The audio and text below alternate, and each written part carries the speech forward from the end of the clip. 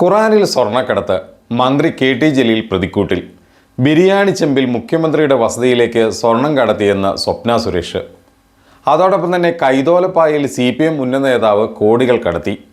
2020 June മുതൽ പക്ഷത്തെ പത്രങ്ങളും ദൃശ്യമാധ്യമങ്ങളും പ്രതിപക്ഷവും ആഘോഷിച്ച വാർത്താവിശേഷങ്ങളിൽ ചിലതാണിത്.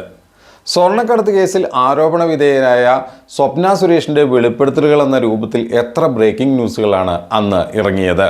എത്ര അന്തിച്ചർച്ചകൾ ഇവർ സംഘടിപ്പിച്ചു.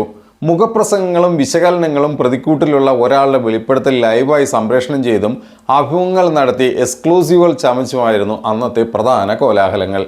ട്യൂഷൻ എടുക്കാൻ മിടുക്കരാണ് CPM വിരുദ്ധരായ മാധ്യമപ്രവർത്തകൻ എന്ന് കരുതുന്ന ഒരു വലിയ മാധ്യമപ്രവർത്തകൻ്റെ ഫേസ്ബുക്ക് പോസ്റ്റ് വെച്ചുകൊണ്ടായിരുന്നു ഈ അംഗം മുഴുവൻ നടത്തിയത്.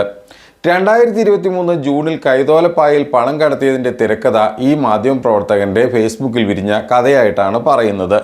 തിരുവനന്തപുരം കണ്ടോൺമെൻറ് പോലീസ് മൊഴിയെടുക്കാൻ വിളിച്ചപ്പോൾ അരവാക്ക് പറയാനില്ലാതെ മാധ്യമപ്രവർത്തകൻ മുങ്ങി. അതായത് ഈ ഫേസ്ബുക്കിൽ പോസ്റ്റ് ഇട്ട മാധ്യമപ്രവർത്തകൻ മുങ്ങി. പകയും രാഷ്ട്രീയ അന്ധതയും തീർക്കാൻ CPM നേതാക്കൾക്കെതിരായി ഏത് കൊടും കുറ്റവാളിയെയും വെള്ളപൂശുന്ന തരത്തിൽ മലയാളത്തിലെ ഒരു വിഭാഗം മാധ്യമങ്ങൾ അധപ്പതിച്ചു കഴിഞ്ഞിരിക്കുന്നു.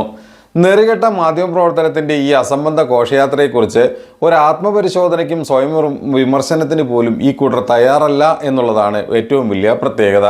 പക്ഷേ മാധ്യമ ധാർമ്മികതയെക്കുറിച്ച് ഇടതുപക്ഷത്തിൻ്റെ ട്യൂഷൻ എടുക്കാൻ 100 നാവാണ് ഇവർക്കുള്ളത്. തെളിവിനേക്കാൾ ശക്തമാണ് കള്ളം പ്രചരിപ്പിക്കൽ.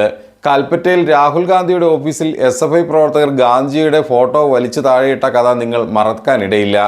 SFIയുടെ സമരശേഷവും ചുമരിൽ ഗാന്ധിജിയുടെ ഫോട്ടോ ഉണ്ടായിരുന്നുവെന്ന് തെളിവ് സഹിതം വ്യക്തമായി. പിന്നീട് അത് വലിച്ചു താഴെയിട്ടത് ഗാന്ധി ശിഷ്യരായ കതർധാരികളായിരുന്നു.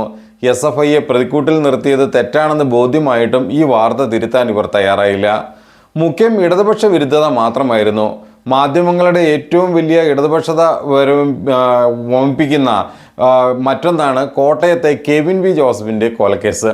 2018 മെയ് 28 കൊല്ലം തെന്മല ചാലിയേക്കര പുഴയിൽ നിന്ന് കെവിൻ്റെ മൃതദേഹം കണ്ടെത്തിയത്. ചെങ്ങന്നൂർ നിയമസഭാ മണ്ഡലത്തിൽ ഉപതെരഞ്ഞെടുപ്പായിരുന്നു അന്ന്.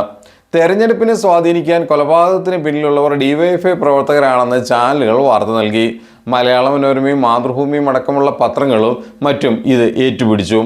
അതോടൊപ്പം തന്നെ BJPയും UDFും ചേർന്ന് 29 ഹർത്താലും നടത്തി. എന്നാൽ നടന്നത് ദുരഭിമാന കൊലയാണെന്ന് അന്വേഷണത്തിൽ വ്യക്തമായി.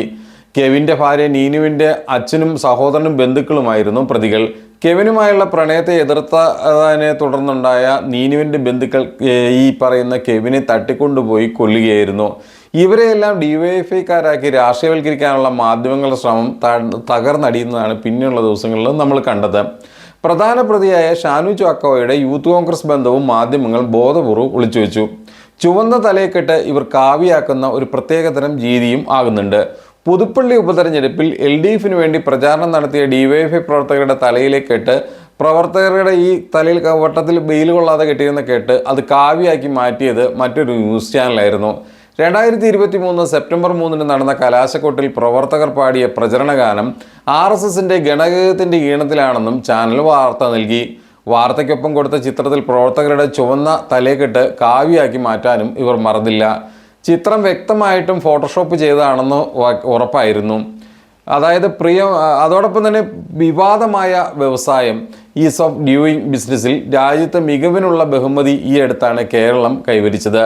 2016 കേരളം 28ാം സ്ഥാനത്തായിരുന്നു. 21 അത് 15ാം സ്ഥാനത്തിലെത്തി. ഇന്ന് 1ാം റാങ്കും കിട്ടിയിട്ടുണ്ട്. വ്യവസായ നിക്ഷേപം, സൗഹൃദം എന്നിവയിലൂടെ രാജ്യത്ത് മുൻനിരയിലുള്ളതാണ് നമ്മുടെ കേരളം. എന്നാൽ മാധ്യമങ്ങളിൽ മിക്കവയും ഇത് കണ്ട ഭാവം പോലും നടിക്കാറില്ല. കേരളത്തിൽ സംരംഭങ്ങൾക്ക് രക്ഷയില്ലെന്ന പ്രചാരണത്തിന് കുടപിടിച്ച് വരവേൽപ്പ് നൽകുന്ന ഈ പറയുന്ന ആ രീതി പറഞ്ഞു കഴിഞ്ഞാൽ പഴയ സിനിമകളായ വരവേൽപ്പ്, അതുപോലെ തന്നെ മിഥുനം പോലുള്ള സിനിമകൾ ഉദാഹരിക്കാനാണ് ഇവരുടെ താല്പര്യം. AI രംഗത്തടക്കം രാജ്യാന്തര ശ്രദ്ധയാകർഷിക്കുന്ന പദ്ധതികളും ഇടപെടലുകളുമായി കേരള വ്യവസായ വകുപ്പ് മുന്നേറുമ്പോഴും മാധ്യമങ്ങൾ മാത്രം മാറുന്നില്ല. കേരളത്തിൽ പൂട്ടിയ സംരംഭങ്ങൾ കണ്ടെത്തി വലിയ തോതിലുള്ള ഒരു പരമ്പര തന്നെ മുത്തശ്ശി പത്രം തയ്യാറാക്കി. സംരംഭക വർഷത്തിൽ തുടങ്ങിയ 18,305 സംരംഭങ്ങൾ പൂട്ടിപ്പോയെന്നായിരുന്നു പച്ചക്കള്ളം. 2005 പൂട്ടിയ നിലമ്പൂരിലെ കേരള സ്റ്റേറ്റ് വുഡ് ഇൻഡസ്ട്രീസും കോഴിക്കോട്ടെ കുന്നത്തറ ടെക്സ്റ്റൈൽസും എല്ലാം ഉണ്ടായിരുന്നു ഈ പറയുന്ന മുത്തശ്ശി പത്രത്തിൻ്റെ പട്ടികയിൽ. ചില സ്ഥാപനങ്ങൾ വൈദ്യുതിവൽക്കരണത്തിലേക്ക് ചുവട് മാറ്റിയതും അവർ അറിഞ്ഞില്ല എന്നുള്ളതാണ് ഏറ്റവും വലിയ രസം. ഈ പറയുന്ന കാര്യങ്ങളെല്ലാം പറയാൻ കാരണം ഇപ്പോഴും കൊണ്ടുപിടിച്ച ഉള്ള ശ്രമങ്ങളാണ് CPM-നെതിരെയും അതോടൊപ്പം തന്നെ പിണറായി ഗവൺമെൻറ്റിനെതിരെയും ഇവർ നടത്തുന്നത്.